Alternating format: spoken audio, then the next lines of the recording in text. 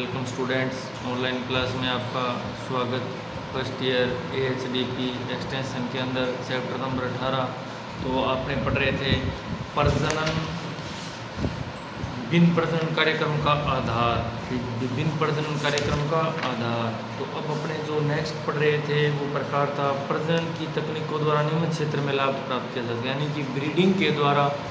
मैंने आपको बताया था अभी संतति के साथ साथ दूध उत्पादन बढ़ाना, नस्लों का विकास करना, संतति परीक्षण, ये सभी किसके द्वारा है? प्रजनन के द्वारा।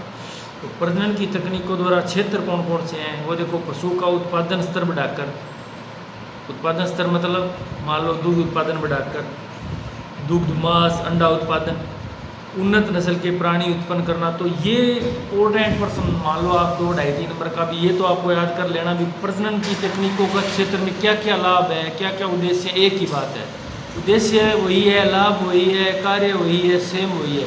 तो ये आप 5-4 पॉइंट अच्छी तरह से याद कर लेना। उत्पादन बढ़ाना, नस्लों का विकास करना या नई संतति पैदा करना। तो ये नई संतति पैदा करना, नस्लों का विकास करना, दुग्ध उत्पादन बढ़ाना, दूध वाले दूध आ जाएगा, मांस उत्पादन वाले में मांस आ जाएगा और अंडा उत्पादन में अंडा उत्पादन आ जाएगा। उसी तरह पशुओं की वृद्धि दर बढ़ाना, ग्रोथ रेट बढ़ाना, इनक्रिएट ग्रोथ रेट, वृद्धि दर बढ़ाना प्रजनन के द्वारा ही हो सकता है। पशुओं की परिपक्वता वयस्कता जल्दी लाना, अर्ली मेच्योरिटी यानी कि परिपक्वता जल्दी लाना, ये प्रजनन के द्वारा ही हो सकता है। जन्म के समय शारीरिक भार अधिक होना, जन्म के समय शारीरिक भार अधिक होना, प्रजनन संबंधी परेशानियां कम करना, यानी कि फर्टिलिटी प्रॉब्लम को कम करना, प्रसव संबंधी परेशानियां कम करना, वातावरण में अनुकूलित होना, रोग व अन्य विशिष्ट कारकों के कारण होने वाली मृत्यु दर कम होना, खाद्य परिवर्तन दर अधिक होना, FCR food conversation rate, FCR food conversation rate. ये जो मैंने पॉइंट बताया है इनमें से आप 5-7 पॉइंट तो आपको याद होने चाहिए, क्योंकि ये पर्सन जेनेटिक्स में भी अपने एक पूरा प्रजनन वाला चैप्टर है, उसी तरह से एक्सटेंशन में भी है। तो ये आप अच्छी तरह से याद कर लेना।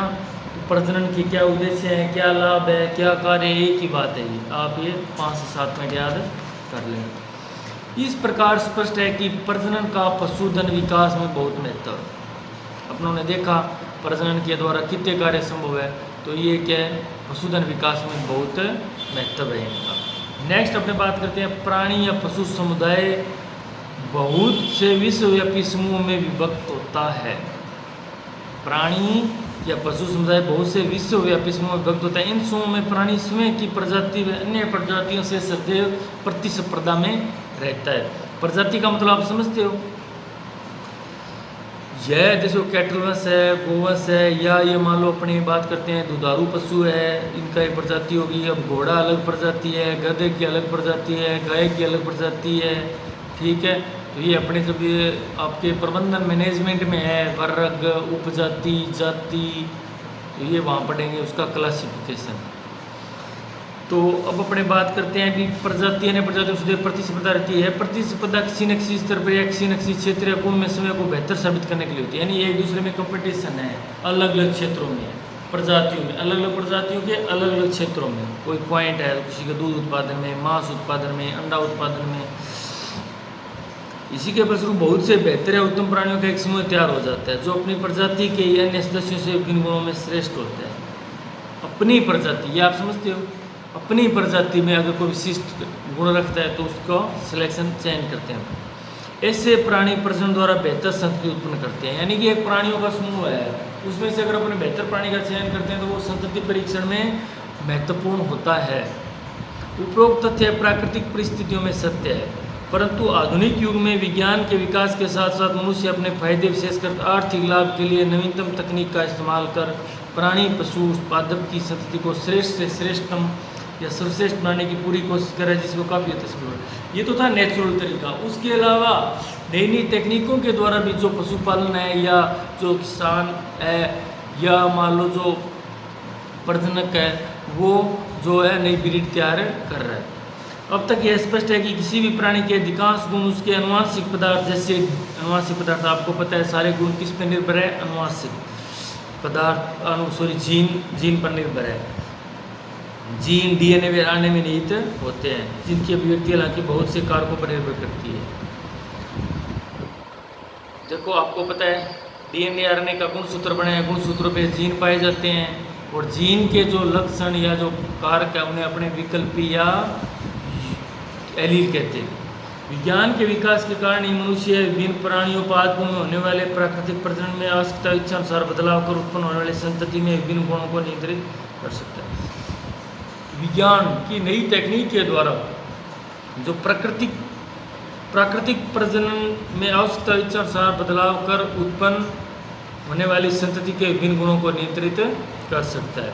पशुओं प्राणियों के प्रजनन करवाने वाले वैज्ञानिक शोधकर्ता साधारण मनुष्य व किसान पशुपालकों को सम्मिलित रूप से पशु प्रजनक एनिमल ब्रीडर कह सकते हैं। अब देखो ये बात क्या बोल रहे हैं, ये कह रहे हैं कि पशुओं प्राणियों के प्रजनन करवाने वाले वैज्ञानिक शोधकर्ता साधारण मनुष्य व किसान पशुपालकों को सम्मिलित रूप से, किसको, वैज्ञानिक कुछ या शोध करता है या साधारण मनुष्य व किसान पशुपालक को सम्मिलित रूप से क्या कह सकते हैं, अपने एनिमल ब्रीडर कह सकते हैं। नेक्स्ट है किसी भी प्राणी, कोई भी प्राणी है, चाहे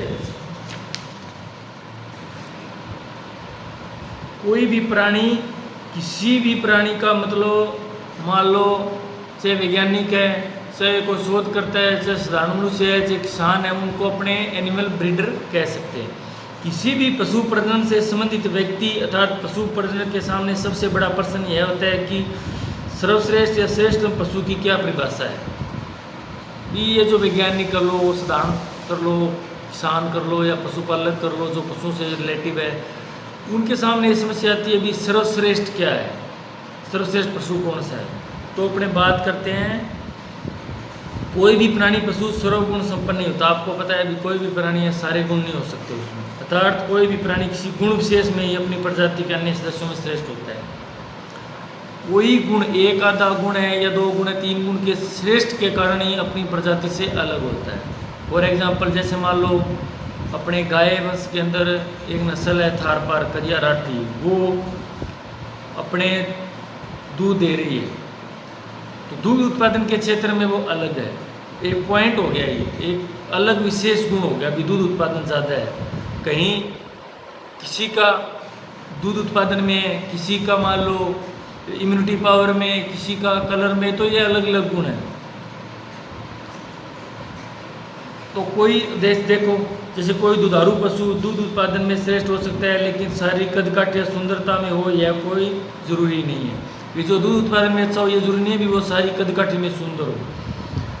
कोई दूसरा निम्न दूध उत्पादन वाला पशु उससे बेहतर हो। कुत्ते की कोई नस्ल दिखावट में श्रेष्ठ हो सकती है, लेकिन जरूरी नहीं कि किन्हीं अन्य पशुओं को मनुष्य को डराने में सफल हो। यानी कि कोई कुत्ता है वो अगर मान लो किसी मनुष्य या जानवर को डराने में अगर सफल है तो कोई जरूरी नहीं भी वो शांत शकल से सुंदर हो, और जो शांत शकल से सुंदर है तो उसका मतलब ये नहीं है भी वो उसके कोई दूसरे गुण भी उसमें हो।